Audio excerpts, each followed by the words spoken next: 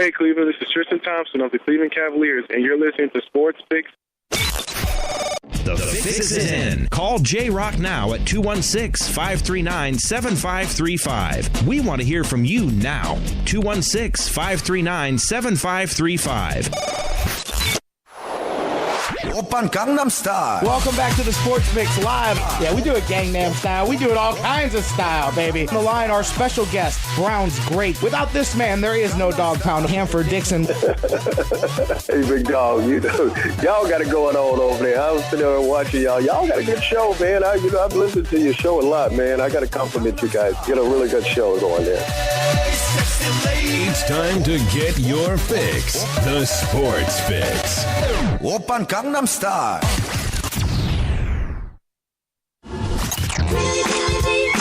Sports Fix listeners, do you tweet? So do we. So tweet with us 24/7 at the Sports Fix CLE.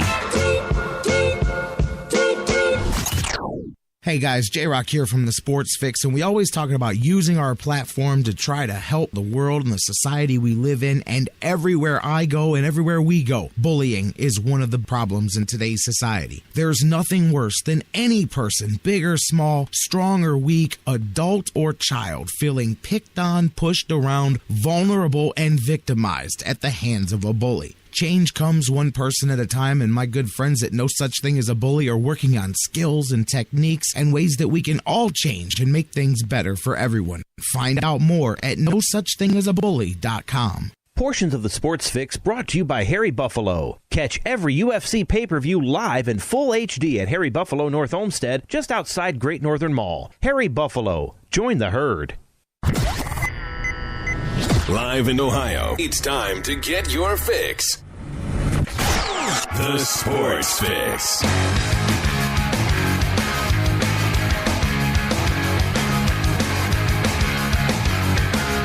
And away we go. We are live, off and running with this week's edition of the Sports Fix. J-Rocc back with you guys live in the house, in the saddle again. Welcome in, you guys. Buckle up. We have got another great episode of the show. Well, at least I preemptively hope it's a great episode of the show.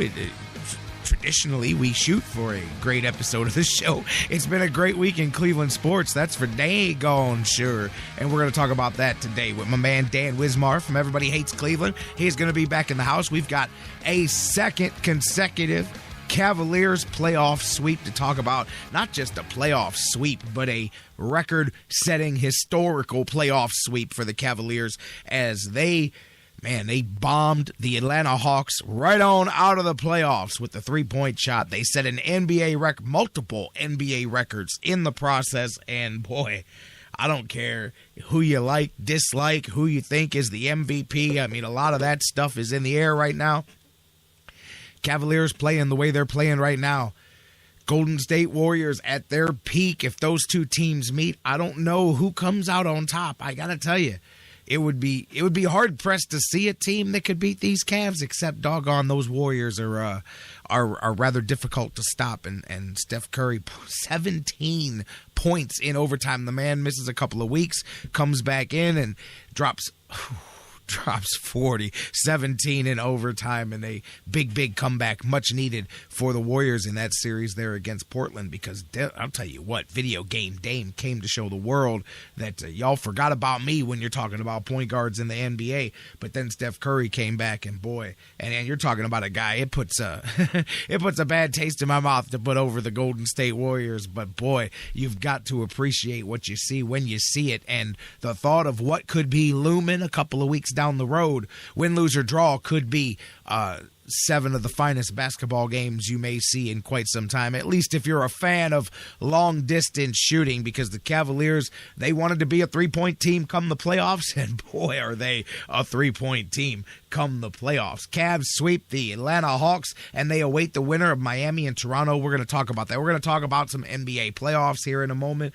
Speaking of playoffs, we're going to talk some Monsters hockey. Had a chance last night to wrap this series up in a sweep with our old friends, the Grand Rapids Griffins. Couldn't quite get it done. They lead their semifinal round 3-1, though, against the Griffins, and another chance for them to advance in that best-of-7 series. They swept swept out the Ice Hogs of Rockford in the first round. They've got Grand Rapids here in the second round of the conference playoffs, and then the Western Conference Finals looms next for the Lake Erie Monsters. That was a little knock on wood because I said that a bit presumptuously. They've got one more to go, and as they say, that's the hardest one to get in a closeout series. The Monsters are killing it at the Q. The Cavaliers, well, they're leaving a lot of open dates for hockey games, that's for sure. Justin Bieber won't have any problem squeezing in a concert at this rate because the Cavs are giving you the playoff minimum, maximum value, but minimum number of games. 2 games in the first round, 2 games at home in the second round, and now they sit with yet another potential 10-day break between games, as it will be no sooner than the upcoming Sunday, and that is if the Miami and Toronto series ends in 6, and it could be as late as next Tuesday, a week from yesterday, if you're listening to this live, before the Cavaliers play some basketball again. Dan's going to join us. We're going to talk about all of that. Speaking of championships, Cleveland is all over the place this week. Stipe Miocic heads for his UFC World Heavyweight title opportunity this weekend. We're going to talk about that. The Indians are warming up with the month of May. So much to do, guys. You ready to do it? Let's rock and roll. Welcome into the Sports Fix. I am your host, the Big Daddy on the microphone, J-Rocc. Jerry Myers with you here each and every week. Call me what you will, but call me happy to be here doing the thing across the Sports Fix radio network. However you're tuning in, many of you listening to us live each and every time we do this on TuneIn, TuneIn's radio app worldwide, on Spreaker, Mixler, their respective digital and mobile apps, all great places to listen to the show each and every time we're on the air. TheSportsFix.net. Bookmark it today if you haven't. It is your one-stop shop for all things Cleveland sports. It is the home of the Sports Fix. You can find not only the live show each and every time we're on the air, replays of the broadcasts of the past. You can find the archives, social media widgets, links, all of that right there. Plus, of course, it's a great place to go check out and support the sponsors that help make this show possible, help keep this show free for you guys. So anytime you get the chance, make sure you go check us out. TheSportsFix.net. Support that today as well. Want to give a shout out to the thousands that listen each and every week on digital delay around the world, and I mean that literally and figuratively, around the world, 24/7 on sites such as iHeartRadio, the world's largest internet radio provider, on iTunes, on Stitcher Radio and SoundCloud, CarPlay, all of the different places that you guys download, feed, subscribe, and get your fix on digital delay.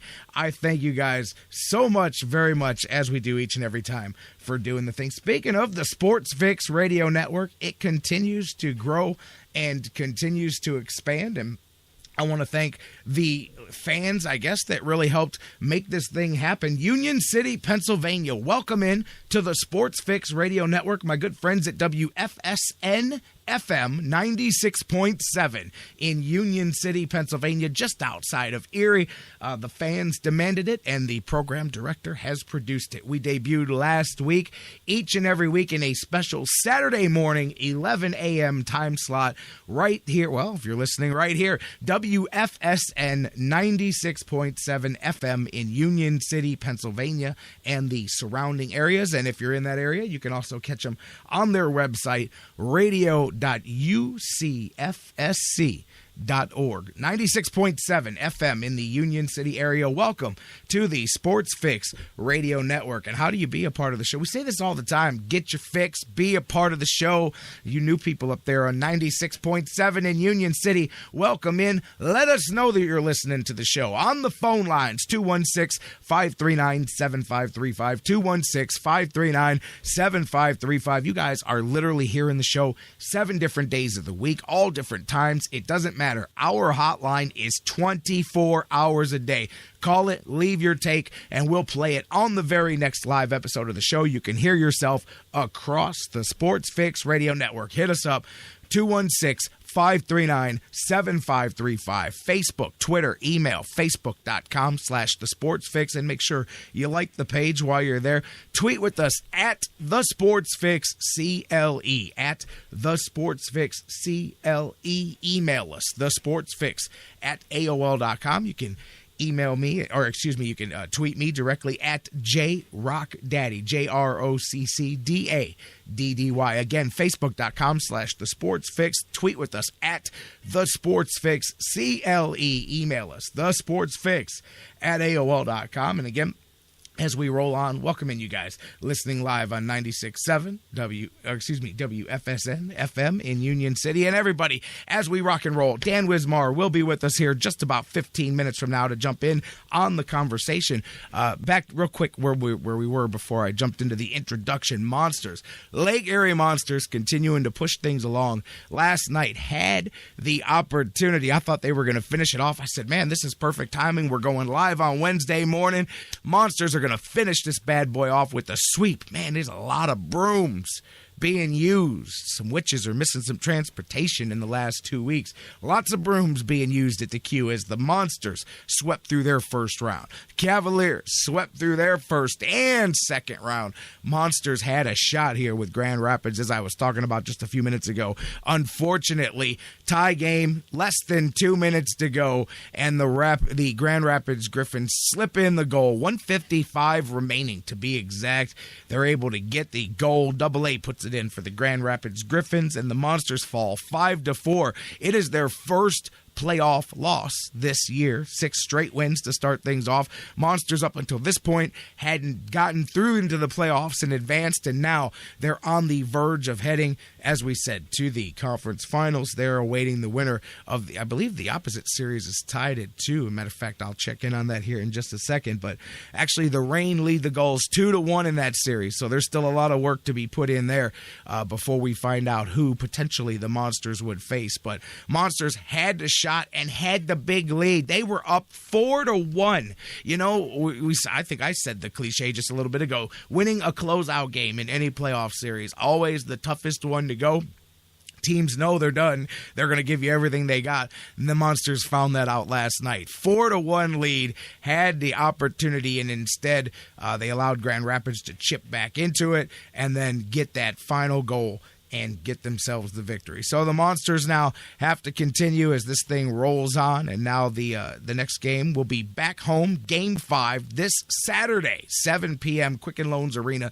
Get out there, fill up the queue, baby, and help the Monsters get on to the conference finals as they roll on through this upcoming matchup with the Grand Rapids Griffins. You guys, I see comments coming in, by the way, across the social media. Keep them flying in on Facebook and Twitter. Your thoughts on the Cavaliers as they continue to roll on in the playoffs. I wanted to save a lot of this for Dan Wismar when he comes in, but the Cavs roll through with another sweep and able to survive, not just sweeping the series, but survive health-wise, as that was a big thing.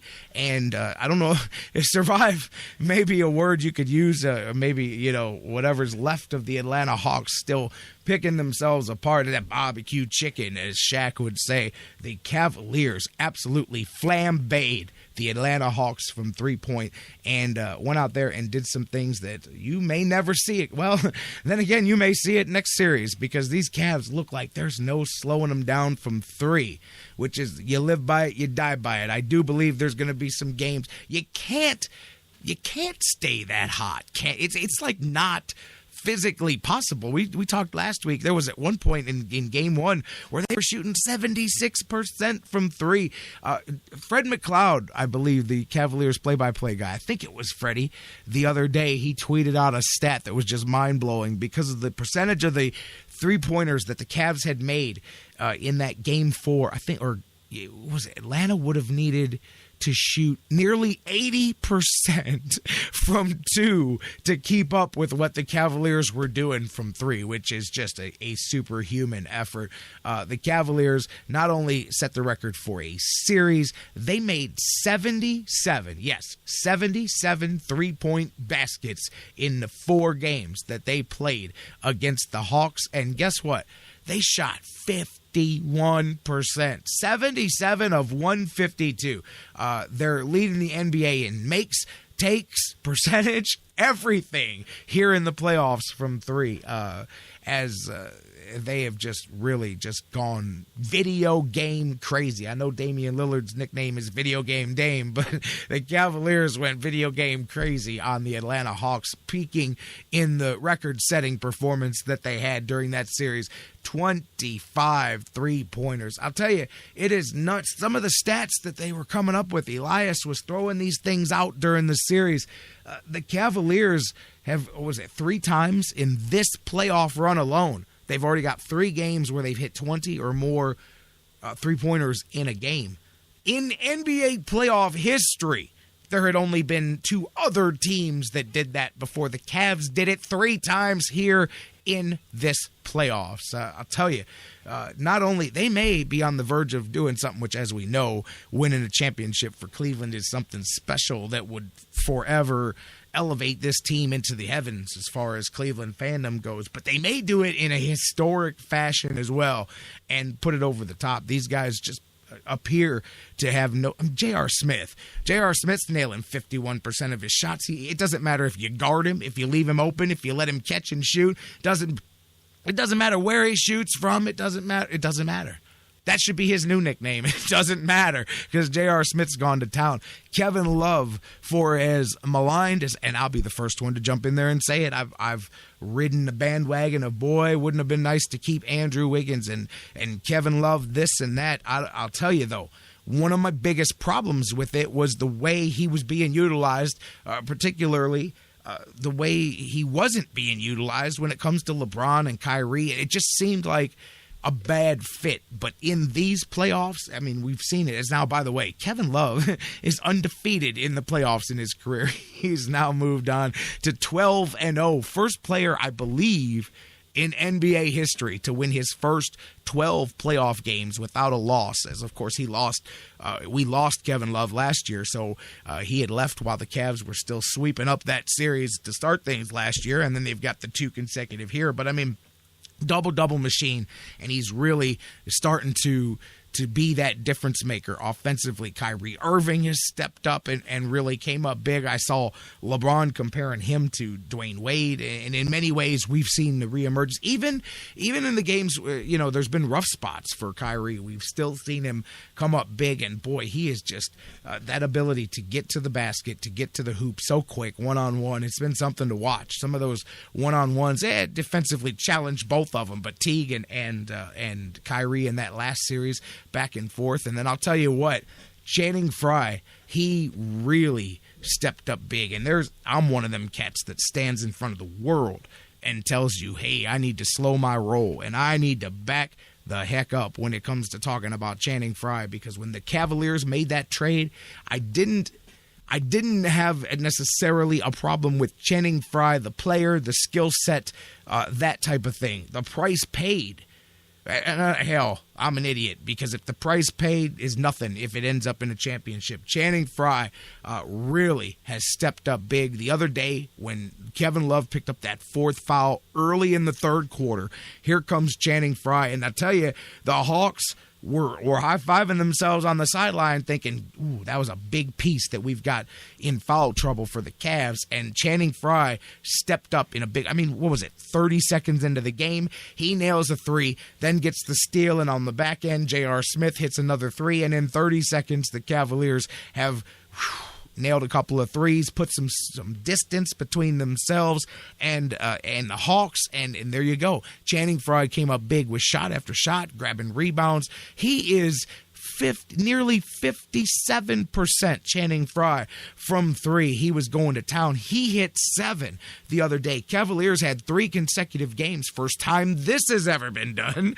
against the Hawks, where they had 3 games in a row where Cats had more than 7 3-pointers, as they had Smith and they had Love and they had Channing Frye, 7 and 8 and 7, or I believe those were the numbers. Either way, first time that's ever been done as well. And as long as these Cats continue to hit the way they have from 3, they not only can, but they will beat anybody anywhere. And as we watch the other series going on across the way, you watch Miami, you watch Toronto, and boy, Toronto may be on the verge of putting that thing away. They both, not only is that a heck of a series. All the overtime games that they've had, we've seen the reemergence of Dwayne Wade making another run at a championship, but we've also seen those two teams beat the heck out of each other. They've both there's been casualties on both sides of things. Whiteside wasn't knocked around. As a matter of fact, I don't know what his status is upcoming for Game 6 there. You've got Valanciunas as well. I mean, both teams have gotten their hits here. They're going to be depleted.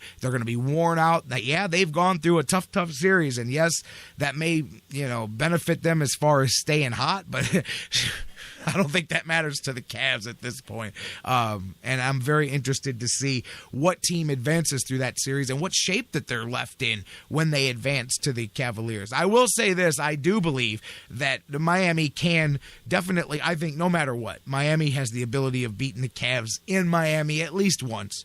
I don't think the Cavs would sweep through Miami. I do think the Cavs could quite possibly sweep through Toronto. But then again, you've seen those guys step up big as well. But I'm sorry, Kyle Lowry, DeMar DeRozan, great players. They put no fear into me whatsoever with the way the Cavaliers, as of now, are playing, because they continue to play this level of ball. Now, they cool off. You've got a whole different story, and still a lot to be seen with what goes on with that Toronto and Miami series before it finishes up. But either way, there's been casualties along the way, and that can do nothing but make things smoother. And I'm not one of those guys, by the way. I like to beat the teams at their best. I'm not sitting here saying, was one of those cats say, hey, maybe Curry will be out for the playoffs. I want him back.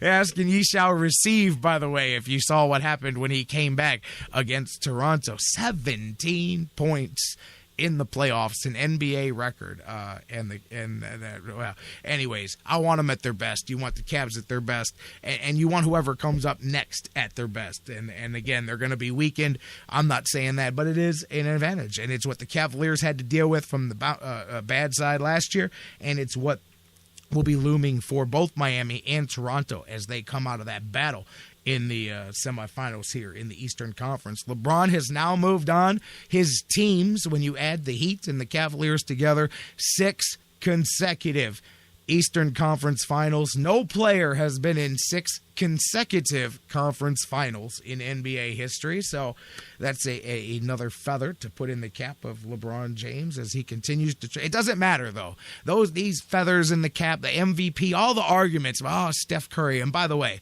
when a man breaks the 3-point record, when a man has the historically significant season that Steph Curry has, I don't really see the argument from anybody in why he would not be the unanimous MVP of the league. And I'll tell you what, I know the argument from some people is, well, look at him without Curry. There is a difference, although they are still a damn good team without Curry. I know a lot of people will say, well, look at the Cavaliers without LeBron.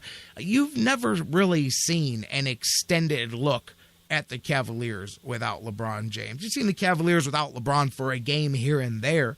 And then again, I don't know what you could ever judge from what we've seen from the Cavaliers in the regular season, because this is Cavaliers under LeBron in the 30-ish age of his career, where he saves everything for late in the season and he's teaching his team to do similar things, or using the regular season for certain things, but it leaves it kind of up for interpretation how much you look into the results of some of those things. But anyways, I want to get into all of this with Dan Wismar. I don't want to go too far with that. We're going to take a break and get you the news, and then Dan's going to be with us here to continue this conversation. We'll talk about the Cavs. We'll talk about Steph Curry, Chef Curry back for the Warriors. They were down. I flipped on the game.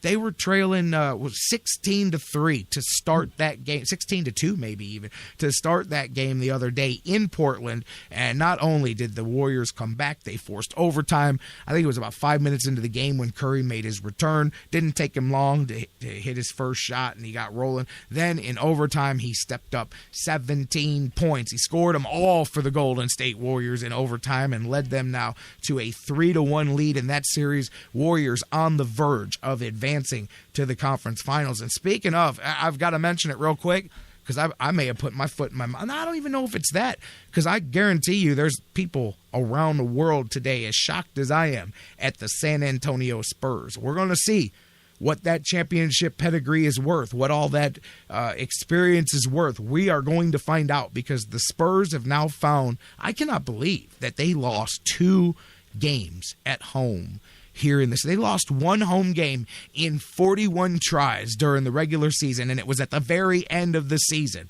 And they lost 2 at home in this series. Oklahoma City, give credit to not only Russell Westbrook, not only Kevin Durant. Hey, Dion Waiters is having the playoff series of his young career, really giving the Thunder what they want out of giving up a first-round pick for him and giving them that other guard that they really needed to go along. They're thin there at that, and that's what they made that big trade for. That's what the Cavs were hoping to get out of Dion Waiters. It has been a strong effort from Neon Dion Waiters there.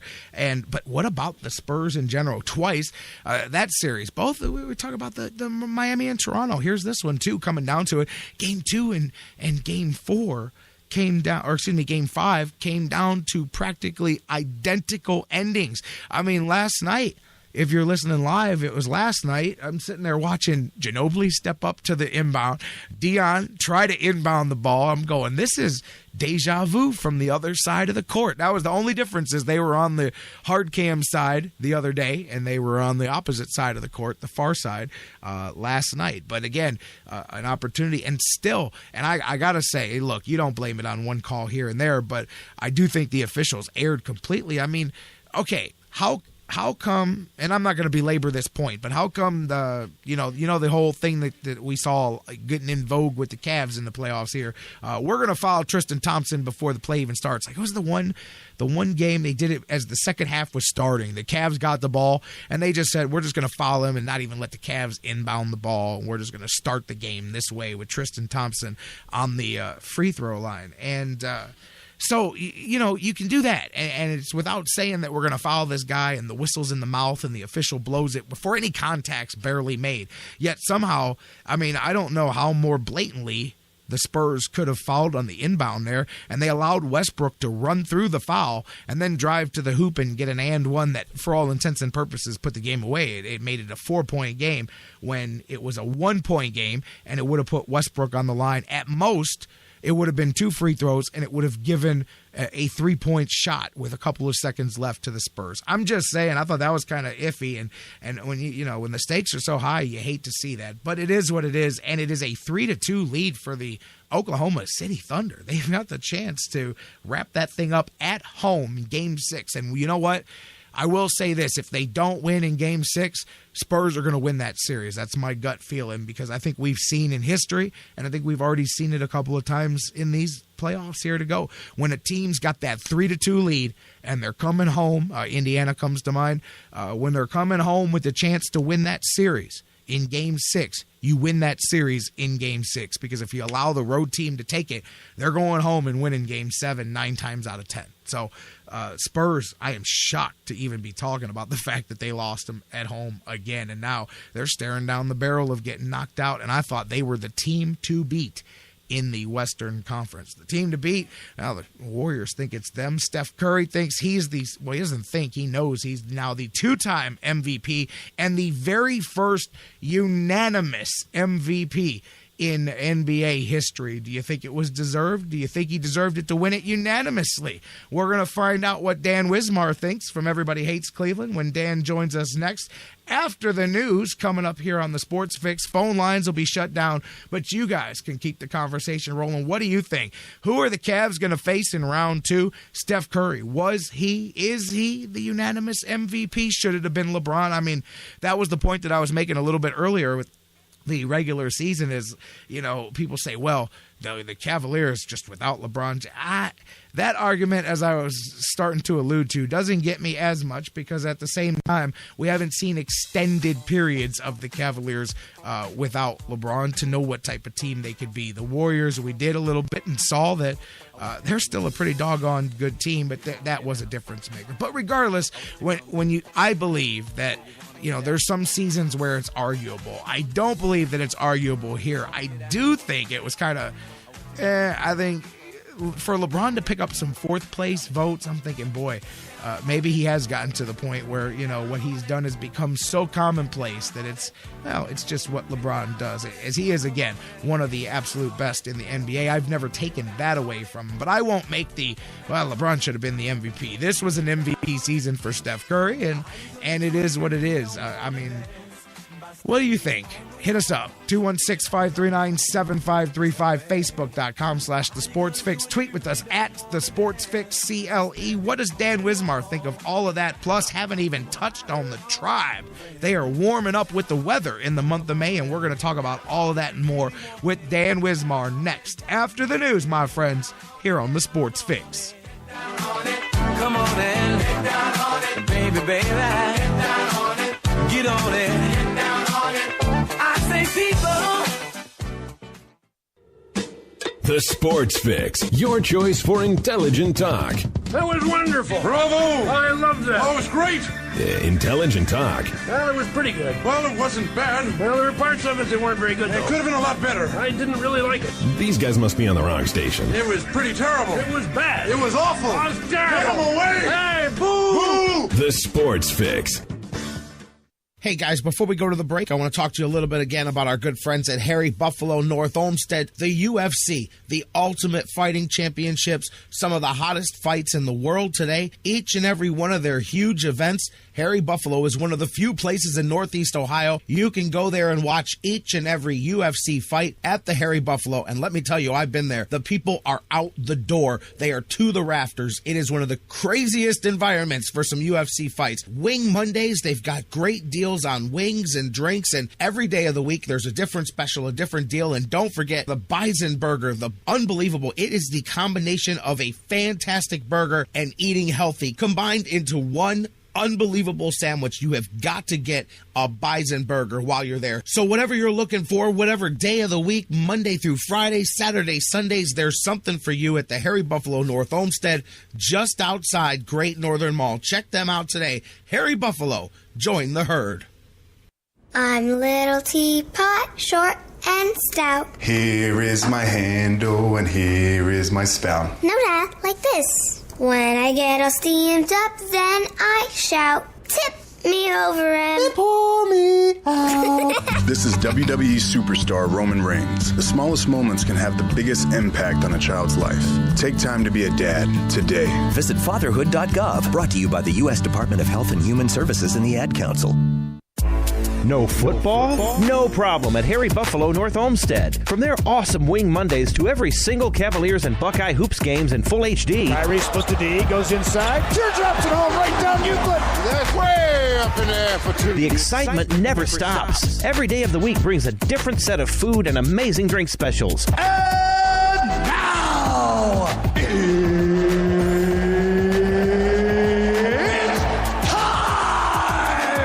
fans, Harry Buffalo North Olmsted is the home for every UFC pay-per-view live on the big screens. Let's get it all! And let's not forget their mouth-watering trademark, the Bison Burger. They sure are good. Nobody does bison like Harry Buffalo. The perfect combination of healthy and delicious. Hey there, eat up, y'all. You's as good church-going folk. Y'all deserve a little treat. What are you waiting for? Get to Harry Buffalo, just outside Great Northern Mall today. Harry Buffalo. Join the herd. Sports Fix listeners, like us on Facebook today. Facebook.com/The Sports Fix. Here we go, bring it on in. It's time now. It's all city. We got to do it for them, dog. We got to do it for Cleveland. They're waiting on us. Define what we're about. Let's get it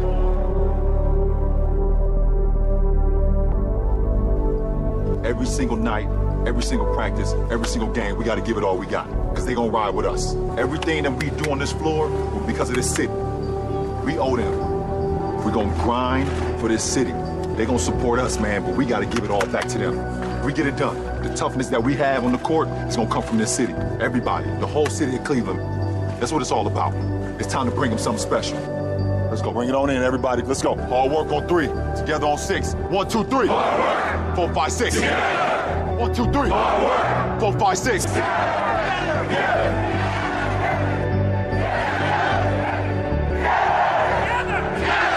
It's all us. Cleveland on 3. 1, 2, 3.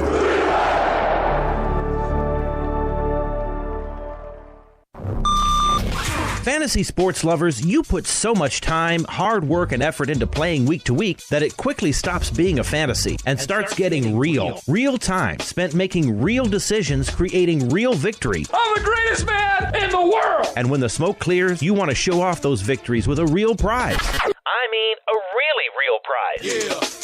Nobody does that like Fantasy Jocks. The crew over at Fantasy Jocks have beautiful, high-quality, and heavy-duty championship belts, rings, trophies, and so much more for all your fantasy sports needs. The trophy's 12 feet high, and it is glorious! Football, baseball, hoops, you name it, they have it. Plus, they have awesome draft kits and party supplies to make all your preseason activities the envy of everyone. If your league needs a ring, belt, or trophy, or you want to upgrade what you already have, there's literally only one place to go. If you're going to be a fantasy jock, do it right. It's mine, the most magnificent belt ever created, and it's mine. With America's Fantasy Sports Superstore, FantasyJocks.com. Portions of the Sports Fix brought to you by Fantasy Jocks. Visit FantasyJocks.com, your fantasy sports superstore. Championship belts, rings, trophies, and more. News break. Good morning, I'm Bob Picosi. Remember, this is the guy who Mavericks owner Mark Cuban said is an all-star but not a superstar, and he said it only 15 days ago. Last night in San Antonio, Russell Westbrook had 35 points, 11 rebounds, and 9 assists. His three-point play with 6 seconds left iced Oklahoma City's 95-91 win to take a 3-2 game lead in the NBA Western semifinals. Thunder coach Billy Donovan thinks Westbrook is a superstar. He plays with such force and such passion, and I think he's doing really a good job when he realizes when he gets so intense, so competitive, so emotional. He's doing a good job of kind of bringing himself back together and understanding there's 4 other guys out there that are depending on him. Game 6 will be tomorrow night in Oklahoma City, 8:30 Eastern Time Thursday on ESPN. Golden State is 5-0 and home in the playoffs. The Warriors, leading 3-1, will host Portland tonight, Game 5 in that Western semifinal, 9:30 Eastern Time on ESPN Radio. With their season on the line, the Caps overcame a 3-0 deficit to force overtime last night in Pittsburgh, only to lose 4-3 on a Nick Vadino goal, 6:32 into OT. The Penguins win that Stanley Cup Eastern semifinal 4-2, and the winning bid is expected to be between $3.5 and $4 billion. According to ESPN's Darren Ravel, the UCF is in advanced talks to sell its business. I'm Bob Picosi. This is head coach Gary Waters at Cleveland State, and you're listening to the Sports Fix.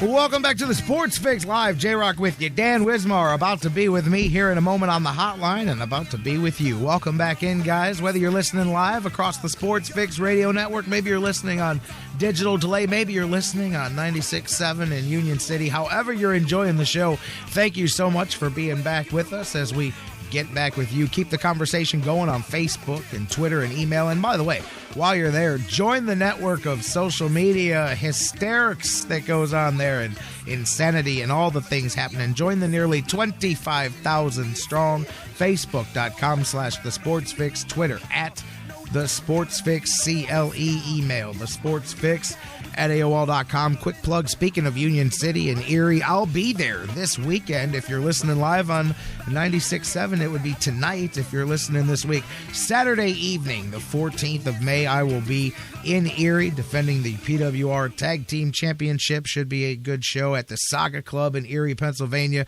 You can find out more about that. Look up Pro Wrestling Rampage on Facebook. It's got all the details. Saga Club in Erie, Pennsylvania, 7 p.m. Saturday, the 14th. I've got, matter of fact, I've got gigs all month. Throughout the month, I'll continue to update you guys on those. A lot of things cooking wrestling-wise this month. I'll be in Erie this weekend. And speaking of in the ring this weekend, in the octagon to be exact, Stipe Miocic gets the opportunity he demanded from the UFC, and he's got a chance to beat LeBron James to the punch and bring the championship to Cleveland just a few weeks, perhaps, before the Cavaliers get it done. Stipe fights for the UFC heavyweight championship. He had it once. They took it away from him. He's got another opportunity now. 14-2, Stipe steps into the octagon to face the heavyweight champion of the world, Fabricio Verdum. He's 25-1. It is the main event Saturday night, UFC 198. This one's not on pay-per-view. This one will be on television for the world to see on Fox Sports 1. And Stipe, he's the number 2 challenger in the world. He had one opportunity. Verdum pulled out when he got hurt. Now Stipe in Brazil looking to come back with gold for Cleveland, baby, for himself and for Cleveland, as he gets a shot at being the heavyweight champion of the world. Cannot wait to get a hold of Stipe and say, hey, brother, you and the gold got to come on the Sports Fix, because he's going to get it done this weekend. I'm telling you, that man is determined. He has got both eyes focused on something he's been focused on for a long time. He could taste it back in February, and he's going to eat it this weekend. And then a few weeks later, Jessica I gets back on the winning track. She takes care of Sarah McCann, and it keeps rolling, baby. And the city of Cleveland moves on towards yet another championship, hopefully, with the Cavs. We move on to continue this conversation with my man Dan Wismar from Everybody Hates Cleveland. Let's get Dan in on the talks. Dan, my man, you going to be watching Stipe this Saturday night? You know, I kind of doubt it. I got tried tickets that night. So okay. There you go. Good excuse. We'll be down at the ball yard, so that's my excuse for that. And I gotta say, you know that I'm not the biggest fight fan, but in other words, other than that, doing great. I mean, like you say, Trog's warming up, and the Cavs are halfway home, and life is good. Yeah, absolutely. The past week or so since we've talked has been fantastic if you're a Cleveland sports fan. And I don't know, we can really open up on any place that you want. But, I mean, we talked a ton, I did, about the Cavaliers. Let's just go ahead and start there. Record-setting performance against the Atlanta Hawks. And I think many of us anticipated a sweep. I'm telling you. Okay. There's competitive series and a lot of things that we're seeing, and I get it that especially in the NBA, in any day, any team can beat any team, but there's certain matchups that don't work. And when one team has dominated another team for 12, 13, 14 straight games over a 2-year period, that's not just one team better than the other on any given night. That's a matchup that's never going to turn around. That's clearly one team that just does not match up well with the other for whatever reason, and that's the Cavs and the Hawks. Sure seems that way, and it's got to be the most deflating thing for a team when you do battle your opponent toe-to-toe for 3 quarters, 3.5 quarters maybe, and then just at some point, LeBron and his mates just close you out, and they do it sort of perfunctorily. They just sort of, okay, enough fooling around, time to close, and they do. It's one thing that we noted about LeBron and this team over the last several weeks is their ability to do that, to just sort of take charge at the end when it matters, make the big plays that matter. So, but it's got to be especially just crushing when you've expended all that effort. And I think Horford said some things after the third game, I believe it was, where he said, hey, when they're doing that, what are you going to do? Talking about the Cavs 3-point shooting, and when, like you say, you better shoot 80% if you're going to hang with them. The thing that's remarkable to me is how many guys they've got doing it. And by the way, we can go here to the post-game 2 whining about the Cavs continuing to shoot threes when they're up 30. Talking about Charles Barkley? Oh, yeah. Well, his remarks were, that's his personality. And back in his day when he was taking swings at the Detroit Pistons and they were taking swings back at him, it was a different NBA that they were in then when talk about taking people out was something that you could do in polite company. Real quick, since you went there, I just wanted to mention, was that not a quite the conversation. I will say this: if you guys have been watching not just the Cavs, but if you've been watching all the games, there's been a couple of impromptu conversations on TNT that were not meant to happen on live TV. I could think of both of them involved Charles. There was last night with him and Dwight Howard, where all of a sudden Charles Barkley's drilling Dwight Howard. Hey, well, what about playing with James Harden? And next thing you know, Dwight Howard's like, man, it's getting hot in here. But same thing after that Cavs game when Charles said, hey, man, you got to take somebody out. And Shaq tried to get him out of it. He goes, wait, you mean you got to tune him up, right? You can't say that on TV. Oh, no, I mean exactly what I just said. I mean, you got to take him out. And he goes, well, if that's what you mean, then you're just wrong, Charles. You can't say that on TV. But it became a real conversation on TV with cameras just happening to catch it. And I thought that was kind of intriguing to watch. Yeah, it was. And really what it came down to is and it wasn't so much the Hawks themselves saying it or complaining about it. It was the commentators like Barkley and others, and then people who had to respond or asked to respond to what Barkley had said. As if, when you're up 30, you're supposed to sort of abandon your offense that you practice and that you work on all the time. And as if, when you're standing on the three-point line and no defender chooses to come up and so much as put a hand up in your face, that you're not supposed to shoot a three. It's ridiculous. Dante Jones said after the game, he was in there for the last minute and a half. Not like the Cavs had their starters in there shooting threes the whole fourth quarter. And frankly, they didn't shoot that many in the fourth quarter. They came into the fourth quarter needing, I think, just one to tie the record, two to break it, or something like that, with a full quarter to go. And, went the first 3-4 minutes, I think only shot one three for the first, third of that last quarter. And, Mo Williams threw up a couple and missed, and some of the other reserves threw some up. But it's not like they were out, gunning from three every possession to try to break the record. And Dante Jones said the same thing afterwards. Hey, they weren't even coming out on me. I'm standing there in line. What am I supposed to do? So anyway, that whole thing was a little bit of ridiculousness about the whole, record-setting three-point shooting. But then they went on, and I think they broke the record for a 6-game series in 4.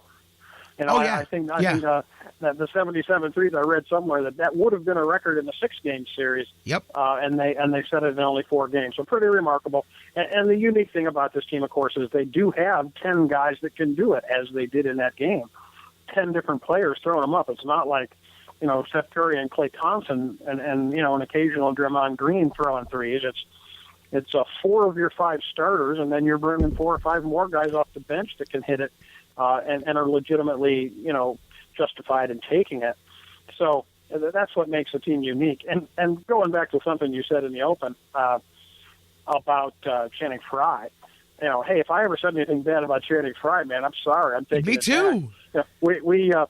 We both, our eyebrows were raised, I think, a little bit when they added a three-point shooting specialist to this roster late in the season. We're thinking, is that really what this Cavs team needs, is another three-point shooter with all the guys we've got that already do it? And, of course, the answer now is, yeah. That worked out rather nicely, and he got super hot the one day and has just been consistently shooting great ever since he's been here, really. And more than just that, it's defensively. He really he's underrated, I think, in some circles defensively. If you know the NBA, that's the one thing that I knew he did bring to the table. I wasn't sure how much the rest of his game continued on because I hadn't been watching him. I know defensively and rebounding, that was some stuff that Channing Frye brings, but really he has brought that to the table besides the obvious of the three-point shooting and stretching things out. I'm telling you, it was when I mentioned when Love picked up that 4th foul early in the second half the other day, and the announcers go, well, this could hurt the Cavaliers. I think it may have been that they had just fallen behind perhaps even by a point or something, and Love came out and they go, well, this could hurt the Cavs because he's going to have to sit out for at least the rest of the third quarter and a little bit of the fourth. And Channing Frye came in and they hit 2 threes and got a block, and next thing you know, their lead was back up to 8, and it was like you said, that is the ultimate frustration for the other team when you just lay it out there like that. And then the Cavaliers, what was it, 22-5 to end the game the other day. Those type of runs are just ridiculous because they take it's like the old rope-a-dope. You take, and then when they got nothing left, okay, now we're going to start playing basketball. And man, that is deflating if you're another team, brother. Yeah, it is, and the Hawks, you kind of wonder, that's the kind of a performance in back-to-back years that can be a coach killer. I think that, they like their coach, and he's a good coach. Everybody seems to agree that he's a good coach, but it's the kind of thing that when that happens in back-to-back years, management, ownership, or whatever has got to be wondering what's up. I got to ask you, Dan. Well, let's pause on the Cavs for a minute before we step off the Hawks because that's kind of something I wanted to bring up. I think the Hawks stink, man. I've said it for a couple of years. The Hawks, to me, and I hate, no offense to people that like the Hawks, but I think they stink. I think they're one of those NBA teams that plays a very strict style of offense. I mean, Kyle Korver, to me, has been exposed by teams like the Cavaliers. If you can't get him off 5 or 6 screens, he's not giving you anything.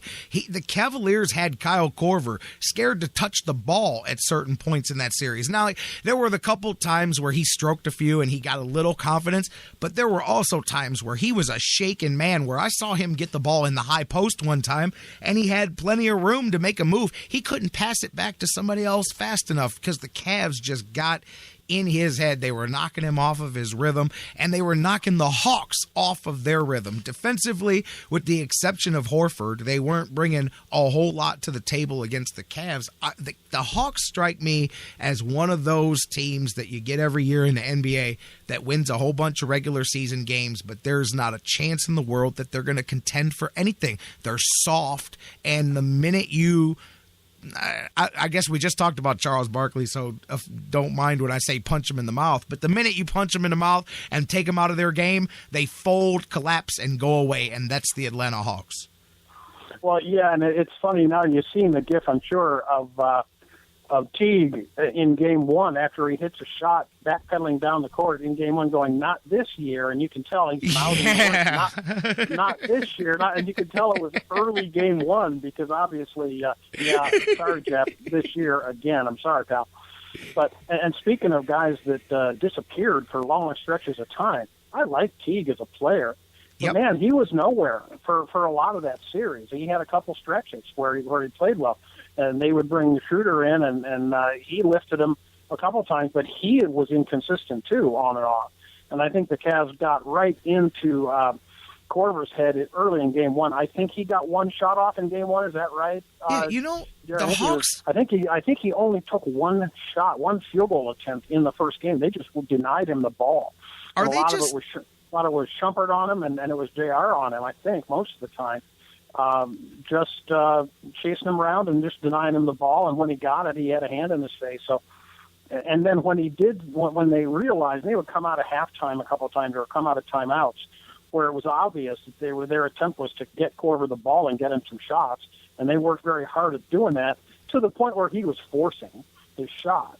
Like you said, had a couple stretches where he hit 2 or 3 in a row and lifted them a little bit, but, too little too late, and they just had a way to take him out of that offense. And I don't know about soft, you're probably right. I mean, certainly they appeared to cave at times and wither down the stretch and didn't seem to have a lot of fight in them, although Teague, put a Bush League hit on LeBron in the end of Game 3. They're knocking him over the baseline unnecessarily. I thought that was pretty Bush. But I thought the commentators between having fight and taking Bush League shots like that. I thought the commentators made a good point at the end of that series, and they said Atlanta and Cleveland. It's the difference between a team that had 4 All-Stars and a team that had a couple of All-NBA players. That's the difference between the All-Star game and the All-NBA team. Is one is a popularity contest because you look at the Hawks. I was going to ask you this question to me. And I'm not talking, obviously, you could find spots for guys in complementary roles. They strike me as a team full of complementary players. There's no Al Horford, I like. Millsap, it doesn't do all that much to me. At best, they've got a couple of number 2s at best and a whole bunch of 3s and 4s and 6s and 7s as far as rotation numbers. And that's the problem is you can say that's a team and that's fine. But at the end of the day, I think that you see what happens. I mean, they were completely discombobulated, man. Yeah, and that's part of the reason that many of the commentators are sort of discounting this 8-0 start for the Cavs. They're basically saying, well, the Eastern Conference competition isn't anything like what you see over in the West. And I agree with that. So, you have to agree, but you play the teams that are on the schedule, right? You can't. I suppose we could have done better than 8-0, but I guess we couldn't. No, so, you can't. What are you going to do? You play the games, and when you win them all, people are taking shots at you because the competition isn't great. So yeah, true. And maybe that's going to be the same thing. There's all kinds of talk now about can the Cavs go into the finals unbeaten? Like you, I doubt it. Whether they're playing Toronto or Miami. And by the way, sure was rooting for Toronto the other night. They really kind of pissed that game away, I guess I would say, at the end before the overtime. But because I think, like you, I'd rather play the Raptors than the Heat, wouldn't you? Yeah, and it's from a basketball standpoint, it's from a media standpoint, it's from a drama standpoint, it's from all that crap, man. Right. We can do without the drama of LeBron playing his former mate. Yes. LeBron playing Dwayne Wade, and hearing all that stuff rehashed. I don't want any part of that. And I don't think it's going to happen. I think Toronto's got him on the ropes now, and I think, especially if Whiteside is banged up, I think Toronto may be able to. I'm shocked because I thought Miami had him, but I think Toronto. Now, may by the have way, him I now. heard you mention Whiteside earlier. He did not play the other night, and I understand he's not making the trip to Toronto. See, so that's huge. I mean, is what I heard. What about Valanciunas? He's done, right? Yes, he is. Yeah. So both teams lost a huge key in that series, most likely, regardless of who comes out, and they've got the key game 5 here coming up, obviously. Yeah, in Toronto. And the rest of the playoffs, it's been fun. I've tried to take in as much as I can of it, and it's been great. And you get the steady diet of Steph Curry this, Steph Curry that, or Steph Curry. And let me ask you about Steph Curry, by the way, since you brought him up. Unanimous MVP. I mean, I got to be honest. I thought about it more and more, and I hear people complaining, and I don't really see it. I get your argument for LeBron, but we talked during the season, and if you're talking about a regular season MVP and statistics and all that crap, I guess, LeBron had enough of a couple of stretches where you could go, okay, it was a slow start, whatever. And I wonder how much of that is people being used to seeing it. I get that. But, Steph Curry did do statistically some phenomenal things this season, and I think that when you have a record setter like that with the 3-pointers, it makes it a lot easier to say, yeah, you know what, he did deserve it this year. I mean, realistically, you can make an argument every year that Kareem was the MVP, every year that Magic or Bird or Jordan or LeBron, the main guy. But I think this year, I get it. I don't know, man. I mean, I don't have any argument whatsoever. Right. With him. But how does LeBron finish fourth? More so than him being the unanimous MVP this year and having any gripe with that whatsoever, because I don't. It was shocking to me to hear that it's never been done before. Yeah, and, I was shocked by that too. That was shocking, and I guess part of the reason, and this is not an original thought on my part. I think it was Wilbon talking about it the other night. That many of the other greats, from Magic to Bird to Jordan, those guys played against each other. Right. They were contemporaries of each other, and they were splitting the MVP vote. Right. How does Jordan get a unanimous? Yeah. How do you not give a vote to Magic, not give a vote to Bird? Right. And different voters, different parts of the country have their regional loyalties, and that's what they do, and that's the way it's always been. So I guess that helps explain it for me, why it's never happened before.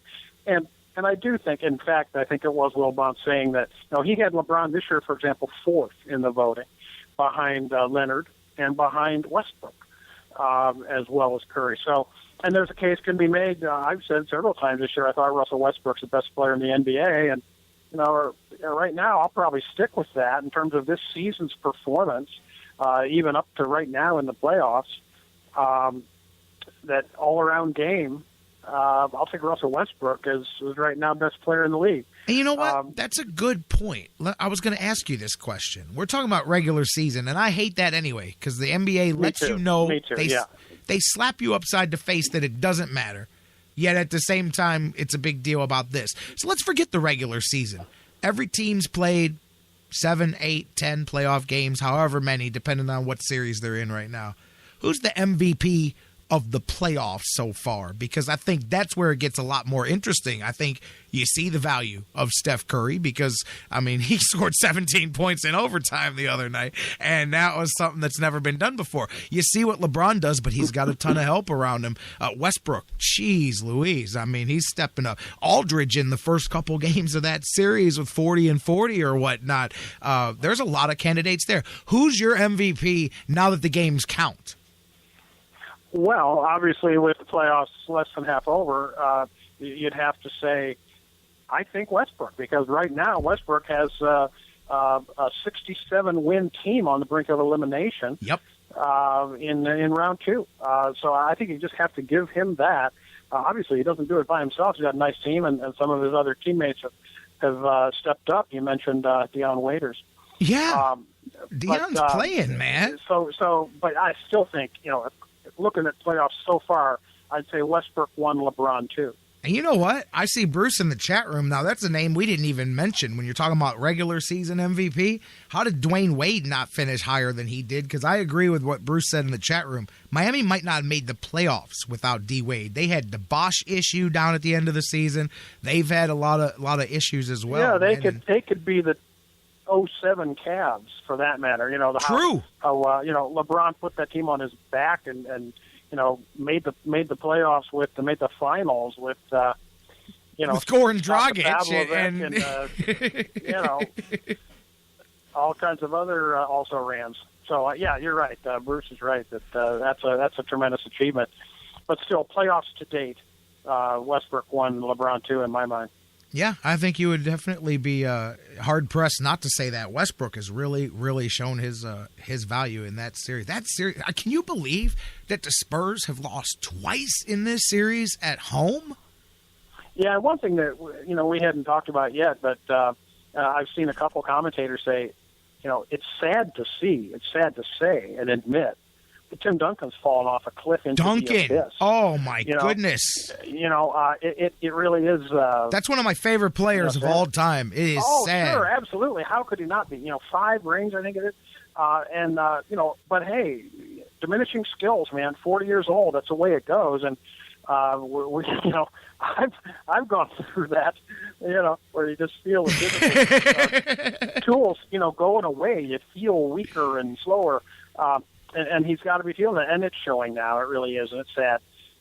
3 of 18, I think. The first time in years he didn't score a field goal in the game, and just sad to see.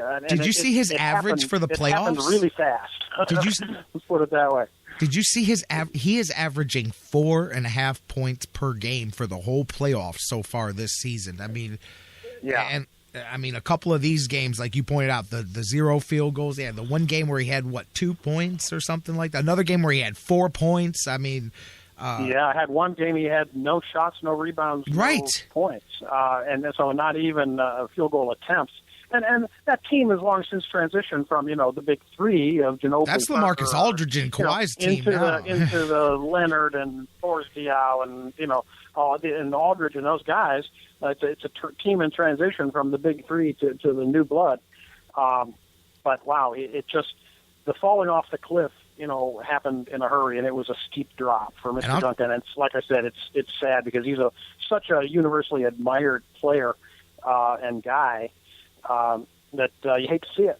I'll tell you what I thought was interesting about this series, too, is I had San Antonio number 1 with Washington number 2 on the list of if Kevin Durant leaves, this is where he may end up. And I was thinking, boy, could you imagine San Antonio transition into the new big 3 of Kevin Durant, LaMarcus Aldridge, and Kawhi Leonard, and that would be that I could see something like that happening. But then as I watch this series, I'm thinking if I'm Kevin Durant, I don't care what my final result of this season is. And I know that they've come close before, But when you see the way you play and the way Westbrook plays, and by the way, there was a cool little vine that was out there from the game the other day. I don't know if you saw it, Dan, but it just showed for all the people that want to make it look like those two just have to get away from each other and Kevin Durant can't wait to leave. There was a little spot during a key stretch where the camera caught Westbrook walk up to Durant because Kawhi Leonard had hit a couple shots in a row, and he walked up to him and goes, "Hey, man, you need me to pick up Kawhi on defense?" And Durant looked at him and said, "No, man, I got him." And they both gave each other the head nod and went back out and played defense. But it was that communication of two guys that are on the same page. He didn't have the snipe. You know, you can read the body language. And again, if I'm Kevin Durant, everybody just booked his ticket out of OKC. After seeing the fight in this series, no matter what happens, I think I keep pushing in Oklahoma City. I think I've built a legacy. Then again, I would have said the same thing for LeBron in 2010, and he went and did what he had to do. Maybe Durant reaches the point where he says, I got to go somewhere else.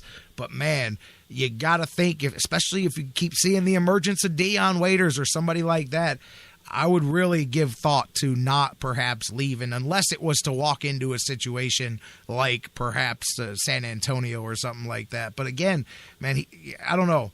Those OKC squads just feel to me like they're missing. I know what they're missing, and he went to Houston a couple of years ago, but they feel like they're missing that other piece that would put them over the top because that team can be so good. Yeah, they really can. And frankly, the more speculation I've seen doesn't have Durant going to San Antonio. It has him going to Golden State. Oh, see, I can't even get into that. I've been hearing that constantly for a couple of months now, and certainly would hate to see that. But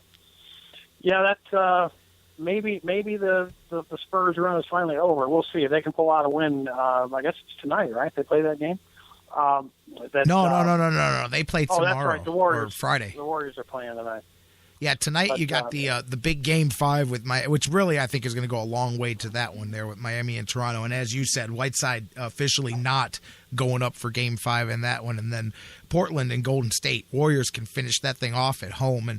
And again, Portland, I'll tell you, I mean, they had Golden State on the ropes twice in this series. They had them down freaking 20 points in one game, and they let them come back, and they lost that one, and they had a big 17-point lead to start the Game 4. And, again, they let them go to overtime and then let Curry just go nuts in overtime. So I'll tell you, though, Portland gave Golden State more of a fight than I think a lot of people thought. Yeah, they did. That was those games have all been competitive, and 3 of them were without Curry, so you got to just sort of take that with a little grain of salt. But right. Right, absolutely. And they are able to show that they're a damn good team, like you say, with or without him. But yeah, it's been fun, and just great that the Cavs are getting more rest this time. I think they showed in the Hawks series that having 5 or 6 days rest isn't gonna take the edge off of them. And so I don't think we'll see that kind of silly speculation this time around as they rest up for 4 or 5 days. What does it look like right now? Sunday, if the series goes 6, right? If Miami and the Raptors go 6, we'd be playing on Sunday. Yeah, if the series ends in 6, it would be Sunday. Tonight and then Friday, and then we'd be opening up on Sunday if the series is over. And I guess Tuesday probably if it goes 7. Tuesday, if it goes 7, is correct. So when we come back Monday, we'll either be talking about Game 1 in the books or getting ready for Game 1, one or the other. Yeah. Yeah, and the other thing too, talking about teammates pulling for the common goal and all that stuff with Durant and Westbrook. The big 3 in Cleveland is finally, it's like a revelation to the national media, and I'm talking about ESPN talking heads. I'm talking about other national media writers who are, the narrative I guess now is, well, finally the big 3 have come together and they've learned how to play with each other and they get along well. And Kornheiser was saying the other day, he was amazed to see LeBron and Love hug after the game. What? Like these guys have been, at odds with each other throughout the season. I mean, the people that don't watch the team every day, I think, are clueless about the chemistry on this team between LeBron and Love, between LeBron and Kyrie, and they want to invent, discord or some kind of lack of cohesion on this team. Now that the big 3 have been, banging 20 points a game every night through these series, the national media wants to act as if they're finally getting along with each other, when anybody who's been watching this team knows these guys have been getting along fine all year. Yeah, and I'll tell you, Channing Frye, I don't know if you saw he had a couple of good quotes in the paper the other day. He said, never played on a team like this. He said, I've been on good teams, but I have never been on a team where you look around and say, damn, this team really does have a chance. Because as you said, it's not, the big three plus JR, or it's the second team's coming in with shooters coming off the bench, and they're sharpshooters as well. And it's unprecedented the way they've been hitting. And, of course, you've got, you hold your breath and go, well, that game's going to come where they don't hit them. But, I mean, even so, there's more to the game, I think, than that, too. And as you said, seeing Kyrie and LeBron and Kevin Love continue to develop together. And I go back to Kevin Love. I mentioned it before, man. I mean, the fit and figuring out ways to make it work. I mean, the usage of Kevin Love right now, to me, is phenomenal. And he's really the big difference maker, man, because, I mean, the spacing they can get.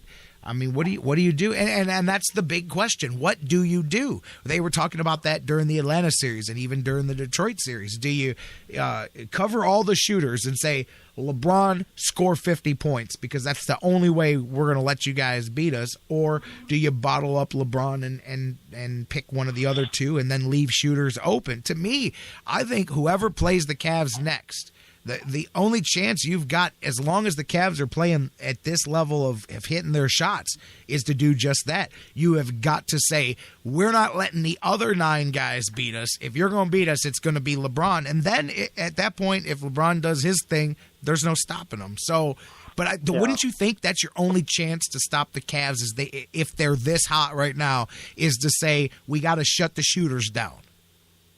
Yeah, and that's harder to do. Because, easy to say. Ty Lue was getting lots of credit during that Atlanta series. And I heard Horford, I think it was after Game 3, where he basically commented on saying, hey, every time we try to adjust, they do something different. One of the things they did different is play Love and Fry at the same time. I love those two together, put them both out on the three-point line, and that opens up driving lanes for Kyrie and LeBron and JR, whoever else. Lou, I think you've got to give him some credit for being inventive and trying some things and adapting on the fly. And 8-0 is 8-0 for the coach of the Cleveland Cavs, undefeated in his playoff career. So give him some props, even if you were critical of him before. But that's one of the things too that the Hawks were saying. Hey, we've tried adjusting and we've tried doing some things, and they counter, and now when they're shooting 65% from 3-point land, it's not a whole heck of a lot you can do. So it's been really fun. But I just had to comment on this revelation that is in the national media that, hey, these guys like each other, they get along. Well, come on, get with the program. This has been going on all season. Cavaliers now move on to the Eastern Conference Finals. Second year in a row, 6th in a row for a team with LeBron James on it. That's never been done before, and it'll be interesting to see who they play. It's going to be either Miami or Toronto. And when we come back Monday, we'll either be into it or about to get into it, and can't wait for that one, man. Couple of big games. Good. The other thing, too, I just wanted to mention real quick about Love. Yeah. To me, it's been all about effort with this guy and team play and being a great teammate and attitude. There's been a couple of games where I can't remember which game it was. He went 1 for 10 in the first half. I think another game he was like 3 for 11 or something. He's had a couple of games where he really was slow out of the gate. But he played great defense. He was making blocks. He had like 9 rebounds at halftime. He's given you everything he's got, and the other aspects of the game when his shot's not dropping. And then down the stretch, in all the games, he got some key shots, and he knocked them down. I mean, he hit, game 3, I think he hit 3 or 4 in a row early fourth quarter to really keep him in it. And so anyway, it's just been refreshing to watch him, and I think he's been a good team player all along. I think he gets a bad rap in that regard from some people. But he has been, nobody's been given a better effort, bigger effort, and more consistent effort than that guy.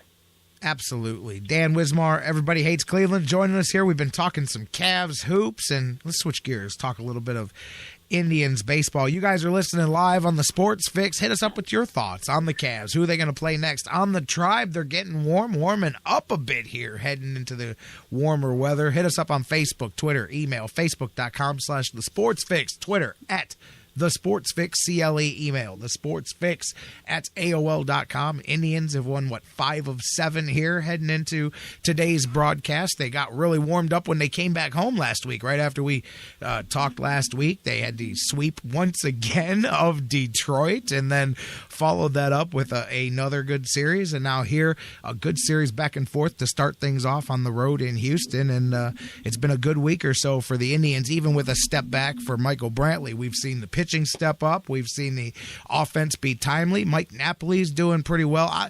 I'll tell you, I like I say all the time, I admit when I get him right and admit when I get him wrong. Mike Brandenberry owes me an apology for Mike Napoli. He was mad at me for liking the signing of Mike Napoli, and I said, man, I think this guy's going to be a good fit, and thus far leading the team in RBIs. But talk to me a bit, man. The Indians doing well here. Came back home, sweeping Detroit again. Start there. How about that one? Going to Detroit and doing it, and then coming back here and repeating the favor. Oh, it was sweet, Jerry. I mean, beating Verlander twice in that stretch, and just taking it to the Tigers. Tigers really struggling, and I don't know what they're going to do starting pitching wise the rest of the way. But Tried, I think 6-3 in May, 6 out of the last 8, if I'm not mistaken. I was looking at it earlier, and I think that's it. Yeah. And, going into the 2:30 game today, they ought to be warming up right about now down in Houston. But it's been nice. Well, last night, very, very encouraging performance by Trevor Bauer. Absolutely. I saw, I don't know if you watched last night, Jerry. Yes. Yes. It looked like Bauer is now, he's always been intense, okay, on the mound. It looks like he's really channeling that intensity now. And looks like they've, Jimenez is going to be his regular catcher, looks like. His last 2 starts, he's had that, and they were talking after the game as if that's the plan, to just have a regular catcher with Jimenez, gets Jimenez at least 1 game a week in there behind the plate, and a consistent catcher for Bauer. Relied on the fastball a lot last night. Everything worked off of that, and he was charged up. He was talking to himself. Even when he was striking guys out, he was like muttering to himself and looked like he was angry at times, even when the good things were happening. There weren't very many bad things happening as he threw 7 shutout innings, but just really impressive, pounding the strike zone and had a little bit of life. One thing I've always had as a critique of Bauer is his fastball seemed pretty straight. Well, it had some life last night. It had some late movement on it. Whatever he might be doing differently with the 4-seamer, it's riding into righties and it's moving around where his fastball used to be pretty straight, and he would give up a certain amount of quite a few homers as a result of that. Something's different, and he looks intense. It's like he's got something to prove. How dare you take me out of the rotation? Now I'm back, and of course Bauer lost 12 games last year, and here we are 30 games into the season. Bauer doesn't have a loss. Has a 0 in the loss column right now. He's 3-0. Again, it's more of baseball giving you what you don't expect. The Tribe 4 and 5 starters, which really right now you have to consider Tomlin and Bauer, are 8-0, and your top 2 guys in the absence of Carrasco, Kluber and Salazar, are 5 and 6. So again, they're typically pitching against other teams' better starters, but the way that the pitching staff has started out the season, you got to believe in those guys are going to, the Klubers and the Salazars. Of course, Salazar has been, I think, nothing short of amazing there. To me, that might be the biggest surprise statistic of the season. Dennis Salazar has made 6 starts. He's given up 18 hits. He's made 1 start when he gave up more than 3 hits, and Think that's about the day that. he gave up 4. And he's averaging more than 6 innings per start. It's not like he's getting knocked around. So 3 hits or less in 5 of his 6 starts, and in the 6th one he gave up 4 hits. And somehow he's got 2 losses. I don't know how. But anyway, he's been just incredible lately. I agree with you. I mean, going back to what you said about Bauer, I mean, I was going to ask you, man, does it seem to you like the Indians pissed this kid off when they sent him to the bullpen and he said, okay, I'm going to start pitching? Not like he wasn't doing, but like you said, whatever made him channel it, I'm telling you, there's no, this isn't, these aren't coincidental happenings here, man. He got sent to the pen, and I think that woke him up and ticked him off, and he got his opportunity, and he said, they're not going to send me back to the bullpen. I'm not a bullpen pitcher, and I'm going to show them. And that is great because the Tribe is the beneficiary of this. I mean, he is definitely an angry pitcher right now, getting out there and doing it. And, Bruce, how about that in the chat room, talking about Salazar? Major league hitters batting 142, 18 for 127 against Danny Salazar. First in all of baseball, and just killing it. No home runs given up in his last 6 starts. No extra base hits in his last 14-plus innings. He has just been locked in. And as you said, the Indians doing this still with what you thought would have been the top of the rotation, banged up or not pitching up to their standards. Exactly. And, I think now we've praised Salazar enough to probably jinx him for this afternoon. But of course, because he is starting next for us. Yeah, absolutely. Let's hope not. They really did shut down. He's up this afternoon. He's up this afternoon, by the way, because the Tribe shifted things around a bit with the rotation. They moved Anderson back, which they brought a lot of people. And my Twitter had some fun with that one. They brought him up for Naquin the other day as he proceeded to get shelled that day, which was the only loss they had there in that little stretch. But Anderson moved back a little bit, and that lets the rest of the rotation sit. Matter of fact, Terry Francona said he may even kind of temporarily fill that bullpen spot there where Bauer was at a little bit, and he'll be back in the rotation Monday. They're skipping him in his turn in the rotation at least this one time. At least, yeah. It'll be Salazar, Tomlin, Kluber, and Bauer, and then if everything stays, no rainouts or nothing, then he would be back on the mound Monday. Yeah. And the bullpen's 1-6. And right now, just looking at the records with Cody Allen being 0-3, even though Cody Allen's perfect at save situations, 8 for 8, I believe.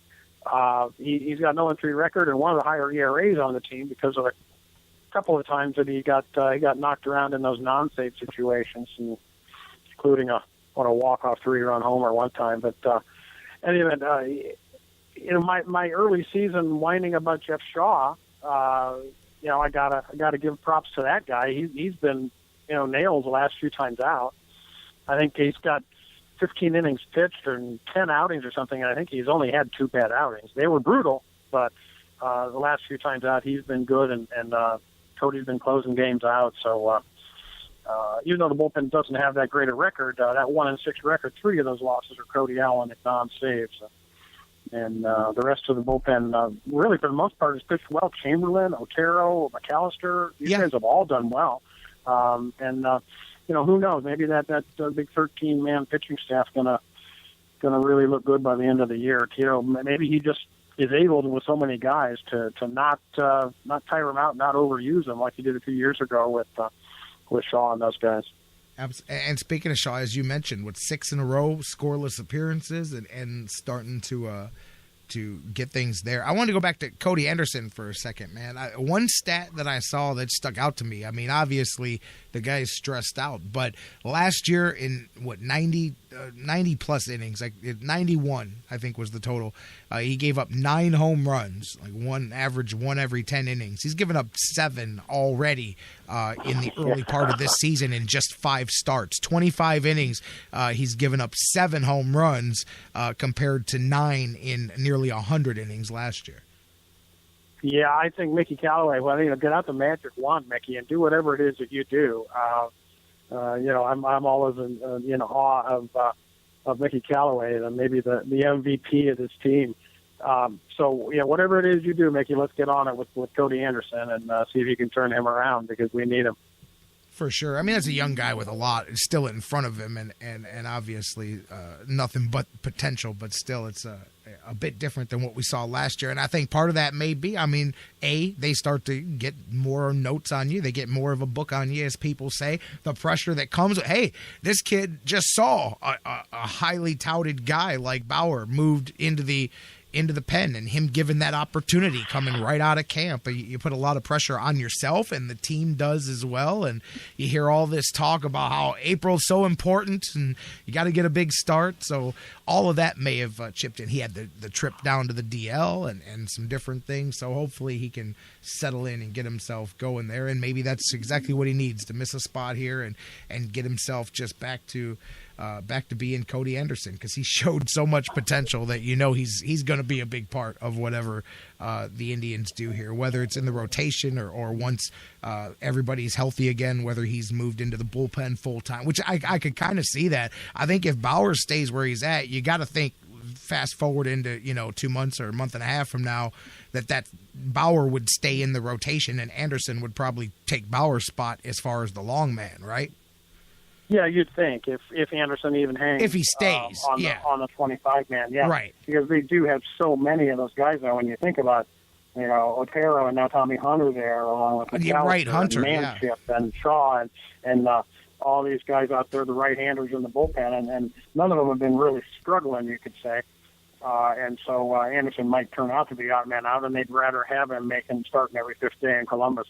And speaking of the minors, how about the Lynchburg Hillcats, the Akron Rubber Ducks, and the Columbus Clippers all off to big starts this year, like 20-10 kind of starts. All three of the Indians, AAA, AA, and High A farm clubs playing gangbusters baseball. It's encouraging to see. It's a good sign for the future. Exactly. The names of the people we're going to be seeing soon, and including those Rubber Ducks, Bradley Zimmer and Clint Frazier, both off to real good starts. Hopefully, 2/3 of our future outfield, along with Michael Brantley, starting as soon as maybe next year, or 18 at the latest. So, yeah, it's encouraging to see it. So I got to get down. I'm 15 minutes away from Akron Rubber Duck Stadium. I haven't seen the game yet. I got to get over there because I want to see Zimmer and Frazier play. For sure, I would too. And you brought up Michael Brantley. I was going to go there here in this conversation anyway, but that's the great next place to go. Indians now cautiously slowing things down a little bit, as Terry Francona said that Brantley pushed it a bit too hard, perhaps, trying to get. And you got to figure. We talked about how fast he came back and how possessed he was in the offseason to get himself back, and a little bit of soreness and shoulder fatigue is now kicking in.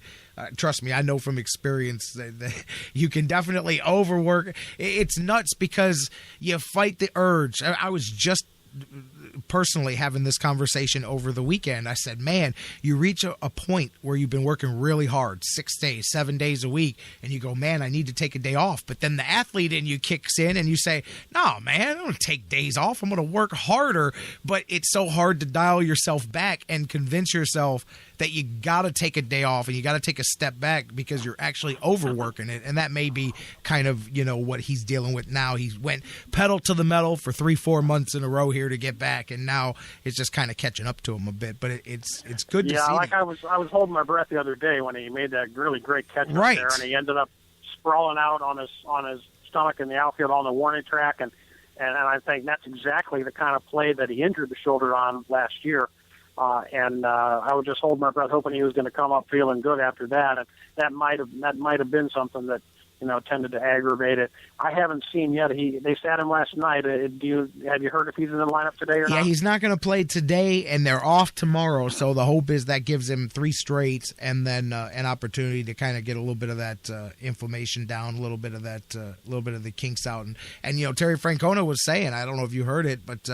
He said, this is on me. I think he feels like he may have even let Michael Brantley, you want him to come back. And when the guy's telling you, I'm doing good, you go, okay, come on then, and then you go, maybe I should have been the voice of reason, keeping this thing slow. And he's got a good point that you don't want to get it where he's up and down, a couple days on, couple days off. You want him to be regular, and that's what they're looking for too. Yeah, that's, the idea of, sitting him here for the getaway day and then day off tomorrow and giving him 3 straight days makes a lot of sense. And hopefully Salazar can do a Salazar thing again today, and we can get out of there without him with a W. Absolutely. Win another series, keep that rolling, and then get that would be also the high water mark. This team has not been 3 games over 500 yet this year, so if they can win today, that'll be the first time in that rarefied air. And White Sox, then again, it shows you my prediction power, Jerry.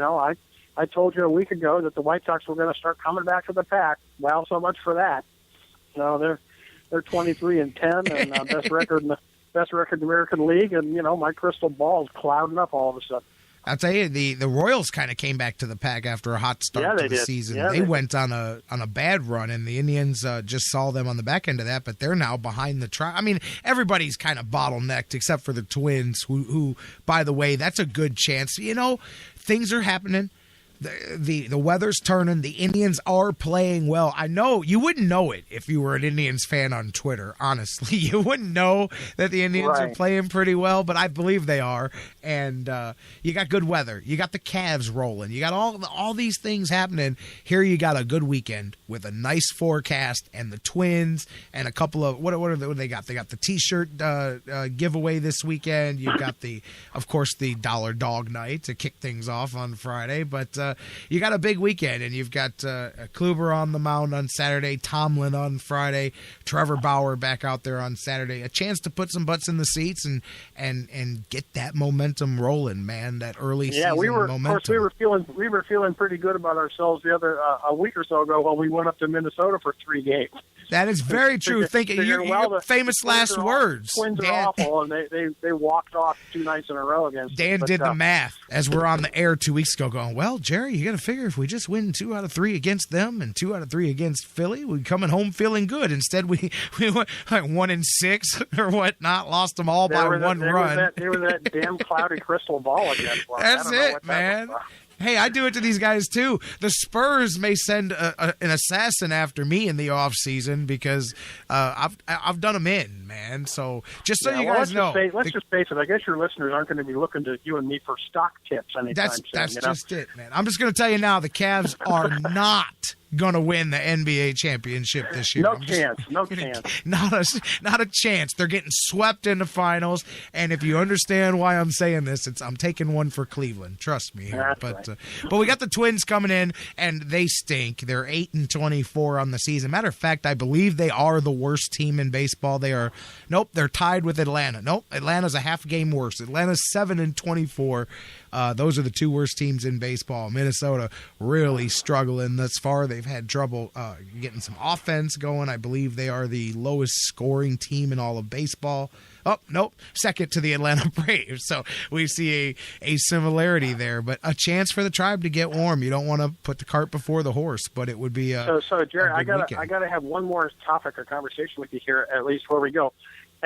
My existential fear, the thing that keeps me awake nights is the Cubs winning the World Series. I mean, 10 years ago, 12 years ago, before the White Sox did it in, was it 2005? Yeah. And we had or actually before it was 2004, I guess, when the Red Sox won it, finally. So it used to be the Cleveland Indians, with their drought since 1948, could point to the White Sox and the Red Sox and the Cubs. Nope. All we got is the Cubs, won man. One more recently than those guys have.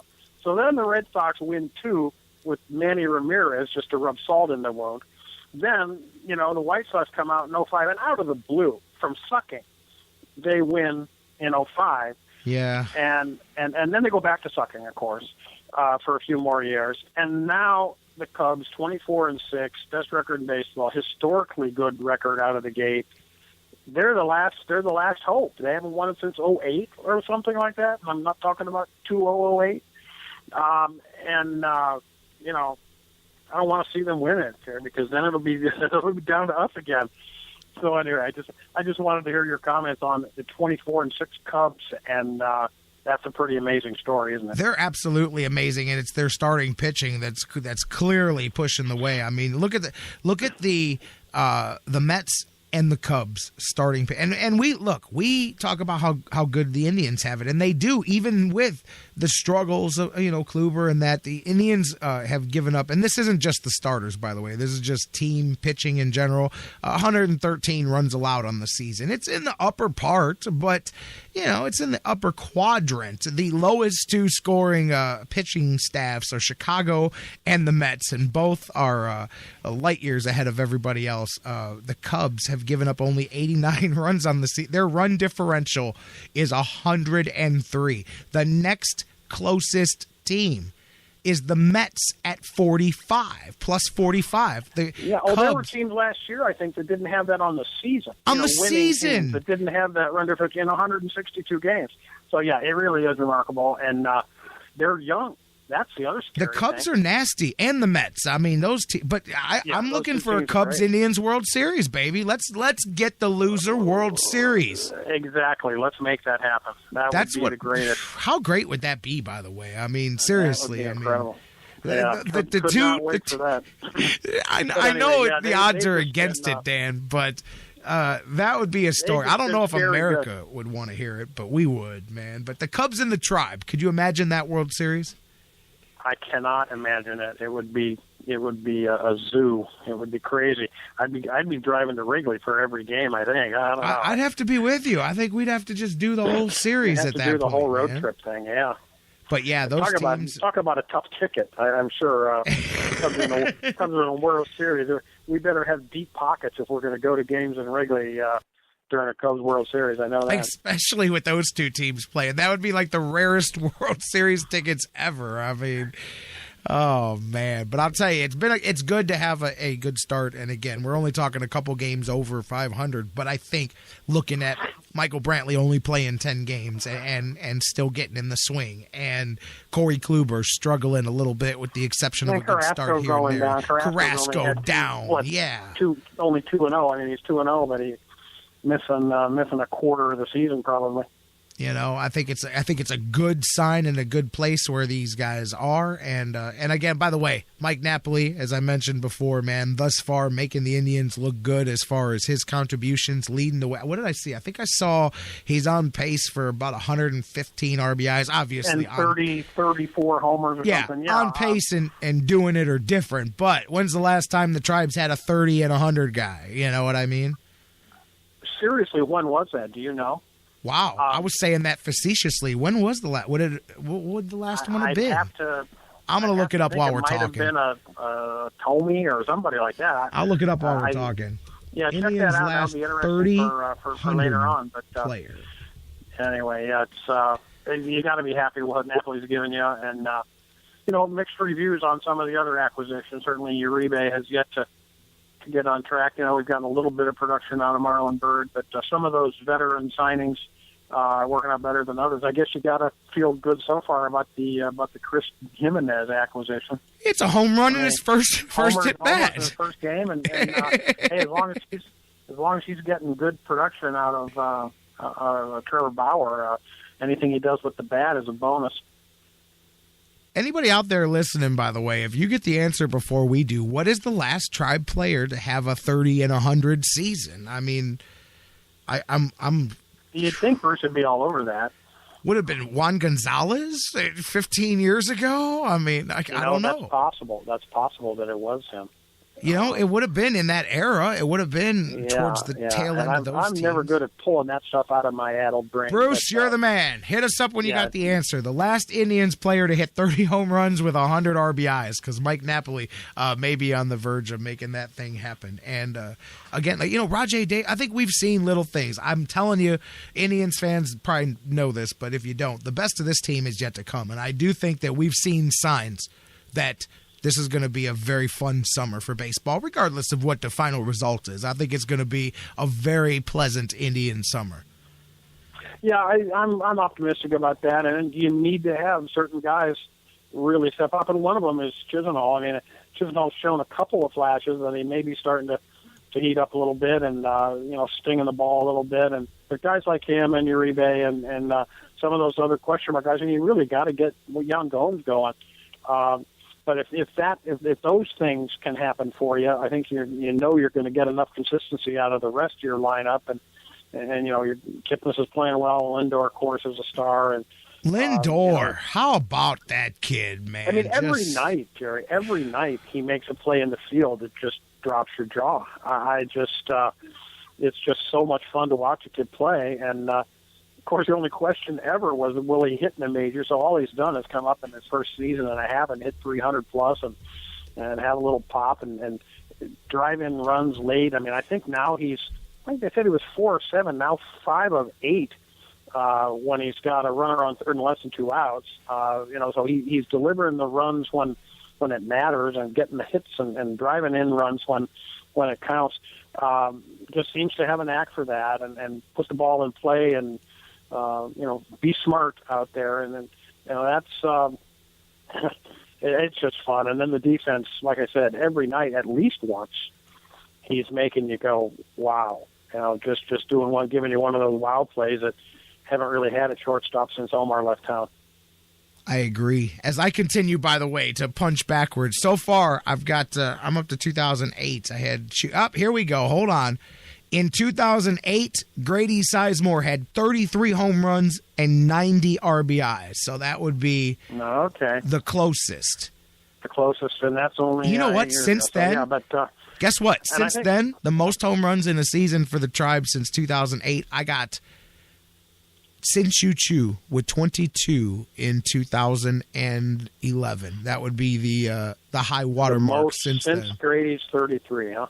Grady 33 and 90 in 2008, and then I'm continuing to go backwards here and see if there's anything. Nope, the year before. Here's one. 2007. This would have been probably about that dominant. Victor Martinez. He hit 300, 25 home runs, 114 RBIs.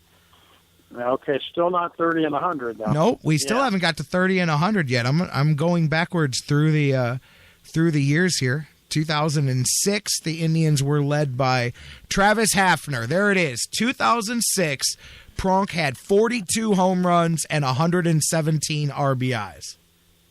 Yeah, doesn't it seem like longer ago than 10 years? A decade ago, brother. Decade ago. Look at this offense. Victor Martinez led the way with a .316 batting average. Travis Hafner had an on-base percentage of nearly .450 that year, on top of 42 home runs and 117 RBIs. The Indians had a little offense that year. As a matter of fact, Hafner hit .308 that year to go along with that. Grady was .290 with 28 home runs and 76 RBIs. That was when the future was bright for that group of Cleveland Indians players. Yeah, and of course, 1 year later, they were one game from the World Series. Right on the verge. Yeah, absolutely. Yeah. I forgot that Travis Hafner had a 40 and 117 season. I totally forgot about that. I did too. That is out of the blue for me. I wouldn't have thought And to be honest, guys, I don't mind saying this. I know he's an Indian or whatnot. We're talking about 2006. Tell me that, once again, man, those kind of numbers, especially when you look at the remainder of the career and the drop-off that comes right after steroid testing, tell me that those things don't make you question it, though, at the same time, because the cat goes from 42 and 117 to dropping off the edge right after that. Yeah, sure did. And again, I'm not being accusatory. I'm just saying everybody was. By the way, we've talked about this, and I meant to talk to you about this last week, just in passing, Dan. The uptick in more steroid failures in baseball this year. Did you see that it's starting to be a thing again? And it's because they finally, the testers finally got smarter than the cheaters. For the first time in 15, I was reading this. It said it was a whole article about why, because there's been, I think, a dozen between minor league and major league players already this early part of the season caught for using performance-enhancing drugs. I don't know if you've noticed that. Several major league players as well.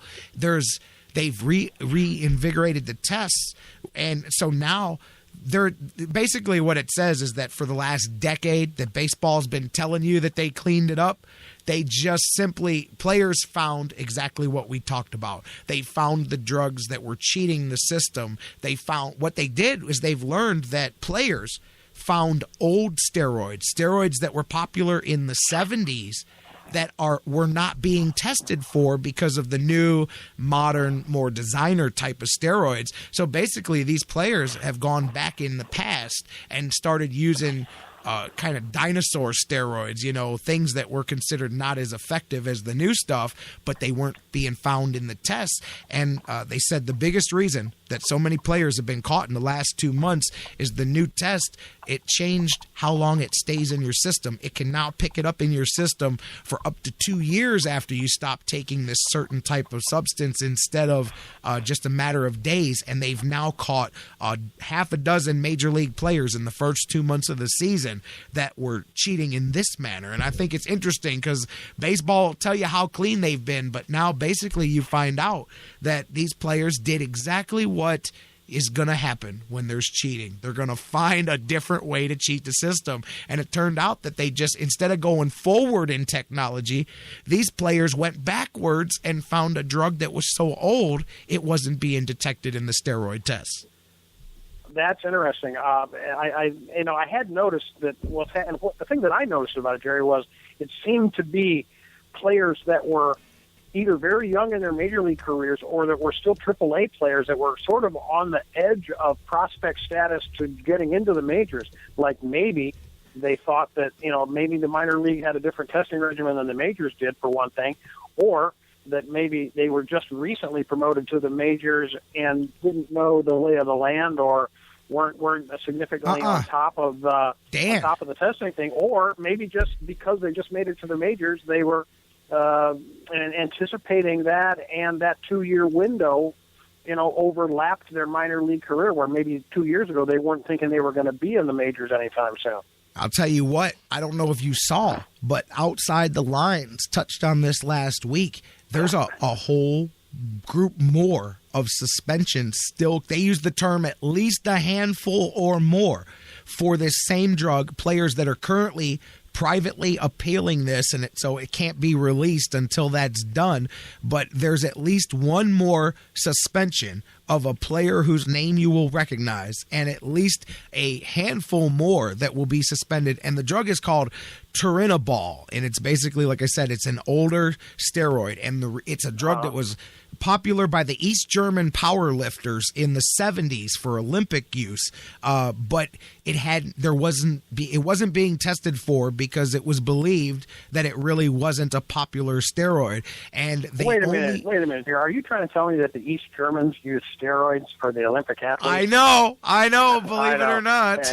Yeah, you're shocking me now. Okay, and basically, what they did is this is one of the first times that the players' union was not warned ahead of time of the changes of the type of substances they were testing for, because otherwise it becomes an IQ test at that point when you start letting the players know too much stuff. So basically, they just did not know that these tests had been changed, and so a lot of players were caught. But there's going to be several more that come out here, and so that story is just beginning. And Outside the Lines was digging this up, and so when the topic came to that, I wanted to bring it up anyway, because there's been, like I said, already a half a dozen either AAA or major league players that have been suspended, and apparently several more. But that's just it. It just goes to show you, man, as long as there's money involved, and people are going to try to push the limit, and it just, these sports will swear to you that they're clean, man, but there's always something. And so but I thought that was funny, because like the new trend is to go modern and to say, what's the newest, most designer steroid? Designer steroids, yeah. And these players said, hey, let's go find something they haven't used in 40 years since they're not testing for it. I'm kind of surprised to hear you say that that MLB is doing this, making these changes without notifying the union that the test has changed. That's got to be a. It's not that. It's that. It's not that what they're testing for. It's the tests themselves have been scientifically improved so that they can farther. Yeah, they can catch you back 2 years further than they used to be able to. Interesting, and I think it's flown a little bit under the radar so far this year because it hasn't been the big names. Right. So far we've been hearing this guy, that guy, and it's been relatively obscure players so far. I can't even think the most prominent one. Who's the most prominent player you can think of that's been suspended? Colabello. Chris Colabello was one Chris Colabello, from Toronto, the first baseman. And that's pretty. There was a pitcher for Philly that it was a relief pitcher that was in their rotation of guys. Peralta, maybe. But you're right. It hasn't been those big names yet, and that's maybe why we haven't seen a whole lot of attention paid to it. But maybe there's a big name or two coming in this next batch. We'll see. And from what I read in the outside the lines piece that I saw is that the players' union is apparently not against this. They are actually interested in perhaps tougher suspensions on the players because of the fact that people will have these conversations just like you and I are having right now. And I've always thought that myself. I'm all about protecting your rights, but if I was a player, I would want that to be as stringent as possible because I would be tired of every time I accomplish something, people wondering if I'm on drugs or wondering if I'm cheating and not getting the respect for my hard work. Yeah, that's true. It reflects on everybody, even the people who are doing it legitimately. It's like we said, it's the math. It's figuring out, is this suspension and losing this many games, is that going to be the same as the amount of money that I will make for the offensive production that I got? So, and I'm very interested to see who this mystery player is, whose name will be recognized when the suspension is introduced. And like you said, maybe that will shed some more light on it. Plus, as you know, outside the lines, when they get to going, they get to going on something. So that is one thing that ESPN does very well is the documentary and the those other kinds of public interest stories that are like they say, that are not on the field. Dan Wismar, what are you working on this week for Everybody Hates Cleveland? Obviously, we got Cavs going on, Tribe going on. You're going to be piecing something together? I was saying last week about my NCAA piece. Not done with that yet. I'm still cranking on that. I've been shirking my duties there as far as my web publishing, but I should have something up here in the next few days on the on just some NCAA issues and the things with the satellite camps and college coaches, and understand that Jim Harbaugh is going to have a camp in Australia in June. So he's taking it international. Harbaugh making news. But issues like that, and we're going to just have a college sports kind of a feature coming up here pretty soon. Sounds good. Everybody Hates Cleveland. You guys can check it out there. Dan Wismar, and we'll be back on Monday either looking at Game 1 or looking ahead to Game 1 of the Eastern Conference Finals, plus all that, and the Tribe will be back home, and we'll have a whole bunch more to get into. Sounds good, Jerry. Always fun to be with you. You have a good weekend, sir. You got it. You too. My man, Dan Wismar, you guys, again, check him out. Check out his latest, everybodyhatescleveland.com. I'll throw the phones open for the final couple minutes if anybody wanted to get in. 216-539-7535. 216-539-7535, the number to call. Matter of fact, somebody tried to call while Dan was on the line. Caller, you're up on the fix. How you doing, J-Rocc? This is Big Bob from Bristol, Connecticut. Big Bob. Man, pretty darn good to be a young Indians baseball fan. This year they're playing unbelievable baseball. And for all you Cavs fans, the Knicks are my team, but I want to see the Cavs do it. And I called that sweep of Atlanta. Sure did. But hey, good to be a Cleveland sports fan, and it's great for Cleveland. I love it. I'll try to get back to you by about 1:30, and you guys have a great day. It's beautiful here out in Bristol, Connecticut. It's got to be about 72, 73 degrees, and going to get ready to hunker down to watch Slick Salazar. Yeah, put it on those Houston Astros and take that rubber game. And again, tremendous young Indians baseball club. All right, guys, you have a great one, and I'm going to try to get through to you. Bye-bye. You got it. That's my man, Big Bob from Bristol, Connecticut. Thanks for the call, Bob. It is a good time right now. And Salazar, matter of fact, if you're listening live, we're going to get off the air in a few minutes because they're going to go live. Danny Salazar toeing the rubber, trying to take that rubber game of the series and win yet another series for the Indians. You guys want to call? You can get in now or you can get in anytime. 216-539-7535. Leave your takes and we'll play them on the next broadcast of the show, whether you want to talk about the Cavs, the Indians, the Browns. Didn't even touch the Browns today. No reason to. We'll get back into that. They've got a mini camp coming up for the rookies here this weekend and Fan Fest and that. Monday, when we come back, we'll be talking all about all of this with Dan Wismar, you guys, and all the things that we do. And speaking of this weekend, quick reminder once again, Saturday, if you're, maybe you're listening live on Union City's 96.7 FM tonight, if you're listening there. If not, if you're listening on digital delay, this Saturday evening, May the 14th, I will be live in Erie, Pennsylvania at the Saga Club, doing the thing for Pro Wrestling Rampage. You can check them out. It's going to be a great show. I'll be defending the PWR Tag Team Championships with my partner Phil Kinney doing the Cleveland Mafia thing. It's always a lot of fun, you guys. Come on out. Matter of fact, I'm going to have some brand new t-shirts out for sale. Some Give It Up One Time, little J-Rocc cartoon t-shirts, new design, and it's going to be out there for the first time this weekend.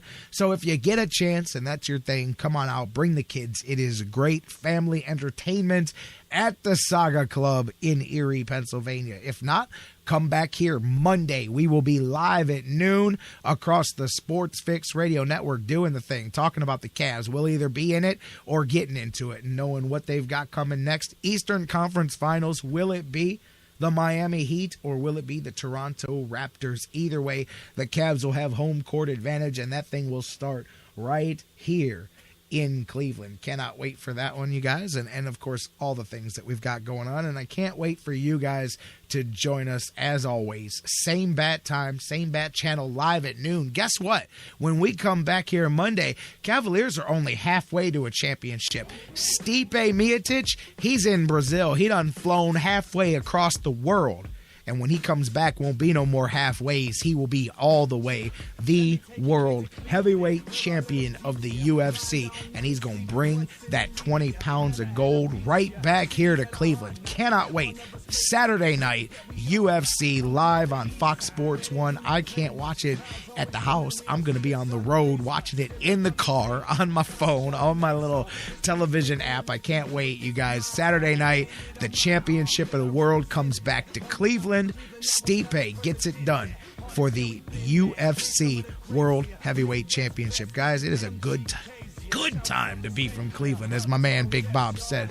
Good time to be a Cleveland sports fan, and it is a good time to be together on the Sports Fix. I hope you guys had a good time today, and I look forward to doing it again Monday, live. Same bat time, same bat channel, right here at noon across the Sports Fix Radio Network, or perhaps Saturdays at 11 a.m. on 96.7 in Union City, or on digital delay 24 hours a day on TuneIn, Spreaker, iHeartRadio, and all of the other places that you get your fix. Thank you so much for doing just that, and we will see you live Monday, baby. Have a great weekend. Love what you do. Love each other, baby, and get back here live Monday on The Fix. We love you, Cleveland and beyond. We'll see you Monday right here on the Sports Fix. Let me make that very clear. Yeah, I'm from that terminal. You can see the lake from here. Faith in my teams, we keep getting closer every year. But we got the king, though, so hopefully we overcome. Yes, I have a dream, and I know I ain't the only one. Armadale tried to steal my heart, but we brought it back. Thanks to Cleveland Clinic, now they call them kids the cardiac. Rock Cars, Science Center, Tower City, all of that. Warehouse District, Euclid Corridor, and all the flat. You know that I'm a Tribes fan, and I love Slimans. Crockett Park's the perfect place for me to spend some time in. Baby, this is Cleveland. It is so much more to us. You can even go to Severance Hall to see an orchestra. Hey. We rep our city. Yeah. Blue lights separate the ground from the gritty. We're sick fitted. Could pass over any city that we visited. When the up on Cleveland. Survivals are must on these streets. We hustle, don't sleep. Out here in Cleveland, Cleveland, Cleveland. You know that I'm from long nights, cold weathers, it ain't nothing pretty. So much hate up in this itty bitty city. If you can make it here, you can make it anywhere. Put your hands up in the air, everybody say yeah.